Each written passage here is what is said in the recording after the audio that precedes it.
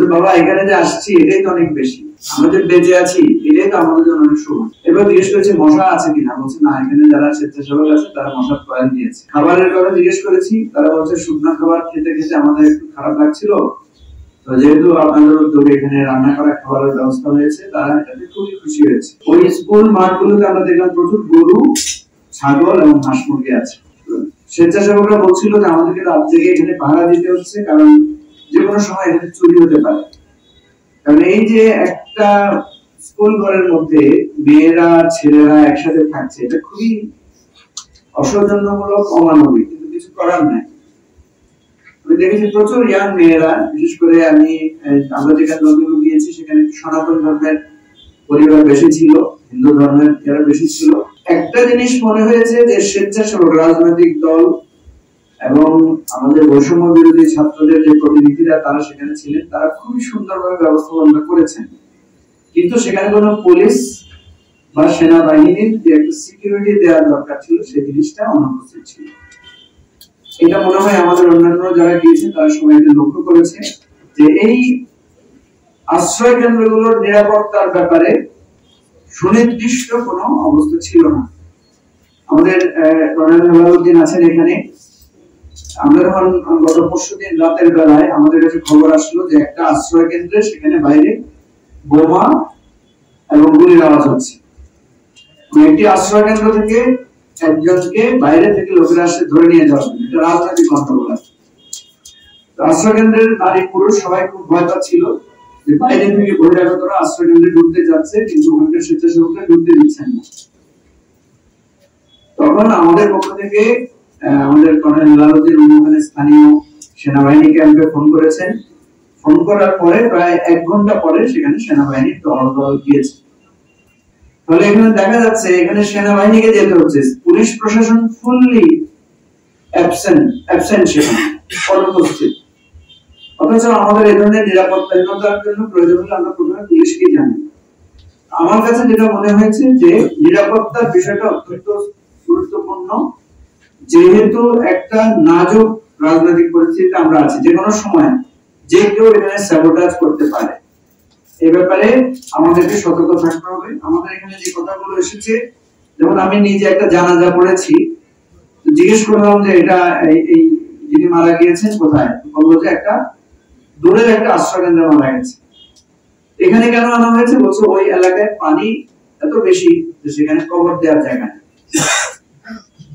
তাহলে দেখেন এই যে মানুষ মারা যাচ্ছে আশ্রয় কেন্দ্রে বা মানুষ মারা যাচ্ছে উপত্যকা এলাকায়, তাকে কোথায় দাফন করা হবে, টোটালটাই হচ্ছে সোশ্যাল অ্যারেঞ্জমেন্টের মধ্যে দিয়ে। সেখানে সরকারের যে একটা সমন্বয় থাকা দরকার, এই জায়গাটা অনেক গ্যাপ।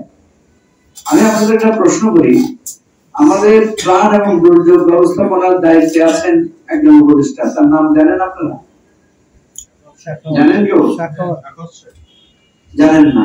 এই যে দেখেন, এটাও একটা আমাদের দুর্বলতা যে এই সময়ে ত্রাণ এবং দুর্যোগ ব্যবস্থাপনা উপদেষ্টা যদি ভূমিকা রাখতেন, ফ্রিকুয়েন্টলি যদি মানুষের সামনে এসে মানুষকে উৎসাহ দিতেন, সাহস দিতেন বা অ্যাপিল করতেন, তাহলে আমরা সবাই কিন্তু জানতাম ওনার নাম হচ্ছেন ফারুকী আজম বীর বিক্রম বা বীর প্রতীক সম্ভবত। তো আমি যেটা বলছি সেটা আমি কাউকে মানে খারাপ ভাবার জন্য বলছি না। আমাদের কাছে মনে হয়েছে এখন প্রত্যেকটা ইউনিয়ন কেন্দ্রিক একটা সমন্বিত প্রয়াস চালানো উচিত।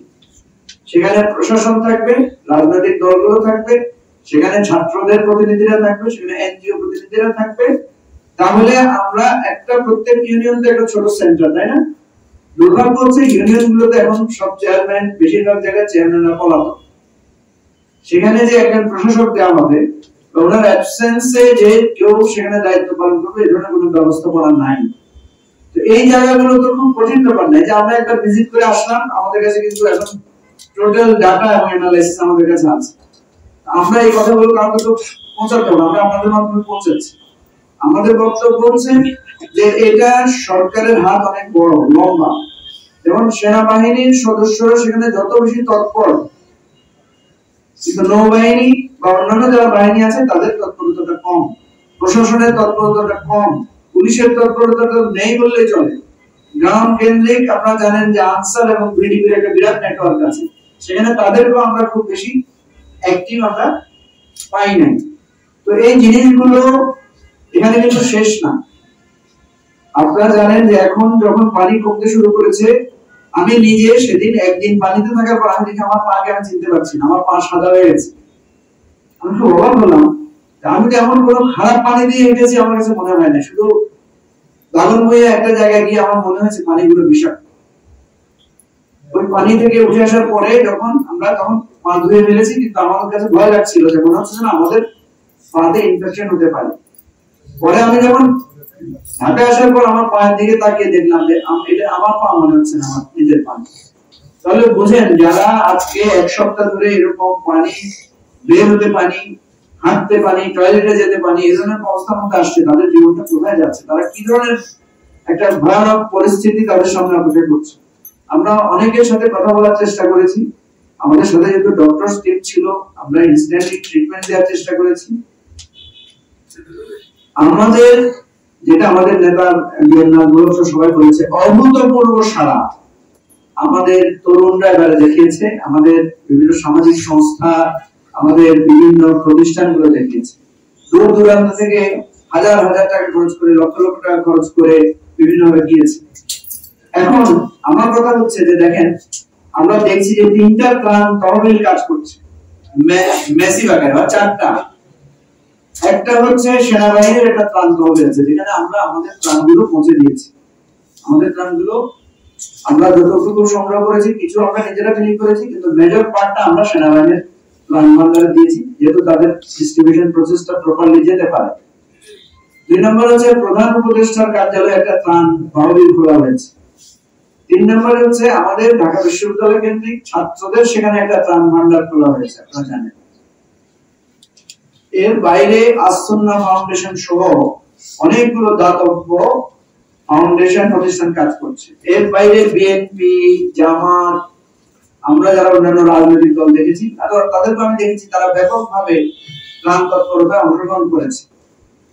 এখন কথা হচ্ছে, এই তৎপরতার যে সাইজ, আমাদের কিন্তু বেশি জেলা, মানে আমাদের রাষ্ট্র হিসাব করলে আমাদের মাত্র 4টা বা 5টা জেলা ক্ষতিগ্রস্ত হয়েছে।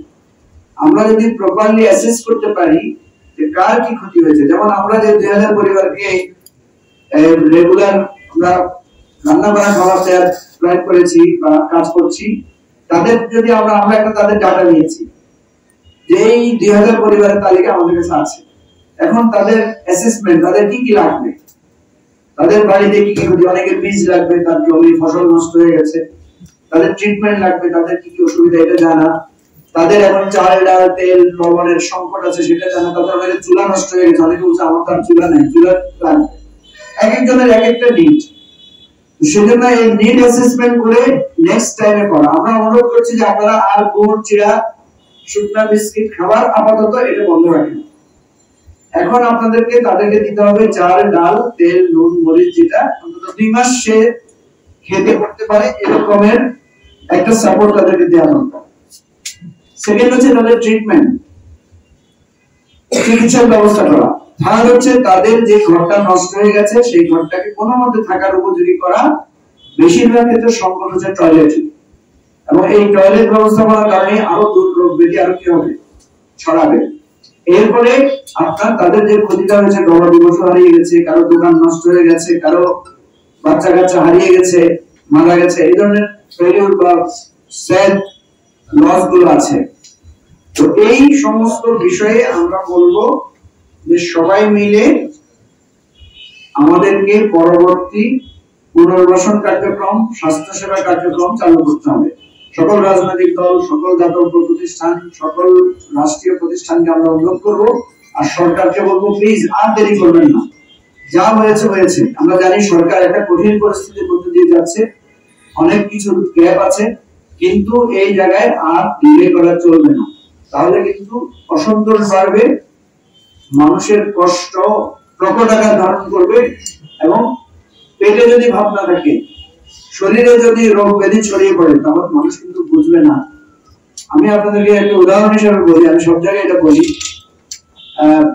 আমাদের কষ্ট যখন আপনার নিজের শরীর এবং নিজের মন মগজে চলে আসে, তখন কিন্তু সেখানে কোনো রাজনীতি, সেখানে কোনো আদর্শ, সেখানে কোনো ধর্ম, সেখানে তার কাজ করে না।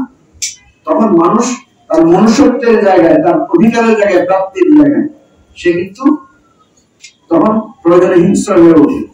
তো এই জাতীয় বিষয়গুলো আমাদেরকে মনে রাখতে হবে।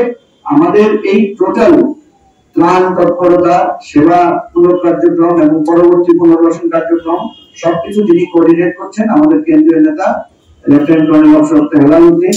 উনি কিভাবে সেনাবাহিনীর সাথে যোগাযোগ, প্রশাসনের সাথে যোগাযোগ করে এই কার্যক্রমটা করেছেন এবং করবেন সে বিষয়ে উনি আমাদের জানিয়ে ধন্যবাদ জ্ঞাপন করে আজকে আমাদের সংবাদ সম্মেলন বিশেষ করবেন কর্নেল হেলাল।